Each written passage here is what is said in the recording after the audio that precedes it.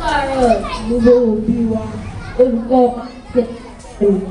orúkọ mi ni Adéníjì Ọlásùnkànmí. Mo wá láti wá sọ èrè nípa ọmọlúàbí. Ǹjẹ́ ẹ mọ̀ pé ọmọ tínú àbí òun là á pè lọ́mọlúàbí?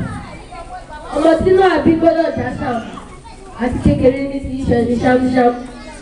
Ọmọ tí orí ìwà bí ní jọmọlúàbí, ìwà rẹ̀ á wú tẹrú tọmọ, ìwà rẹ̀ á jáwùkọ́ ṣe fún tẹrú tọmọ. Ọmọlúàbí kì í kẹ́gbẹ́kẹ́gbẹ́, ọmọlúàbí kì í hùwàkiwà, irun wọn ní fojú sẹ́kọ̀ọ́, irun wọn ní dákíkanjú ọmọ rere, ìwà ìrẹ̀lẹ̀ láṣọ wọn, wọn á fi sùúrù yanjú ọ̀rọ̀ níbi tó ta kókó. Kí ìyá tó jí, ọmọlúàbí á ti tọ́jú ilé. Kí bàbá tó jí, ọmọlúàbí á ti tọ́jú oúnjẹ. Bó ti ń fọwọ́ kàn pálẹ̀ ni yóò máa fọwọ́ kàn kan nílé. Bó ti ń gba oríyìn lọ́dọ̀ ẹbí ni yóò máa gba oṣé ọmọ obìnrin ládùúgbò. Inú ìyá àti bàbá rẹ̀ á dùn sí ọmọ tó fi ọmọ láwùjọ. Ọmọlúàbí á máa tètè dé ilé ẹ̀kọ́.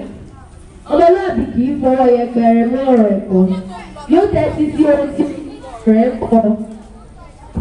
Kì í jà bẹ́ẹ̀ ni kì í sá fúnṣẹ́. Irun wọn ní yege nínú ẹ̀kọ́. Irun wọn ní ṣoríire lọ́jọ́ gbogbo. Bí olóúnjẹ bá ń jẹun, ọmọlúàbí kì í wo bẹ́ẹ̀. Bọ́bá fún lẹ́bùn lóde, yóò délé ní ọ̀. Bí àgbàlagbà ò rí ibi jókòó nínú ọkọ̀, ọmọlúàbí á máa dìde fún irun wọn.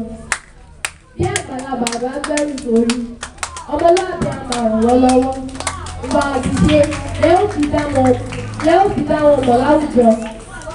Èmi lọ́wọ́ tó ń rí ìwà àbí ẹ̀ṣẹ̀.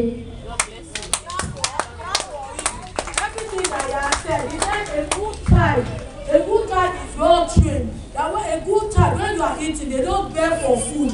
A good child is always trained at home, and the legacy, what they taught him at home. A good child is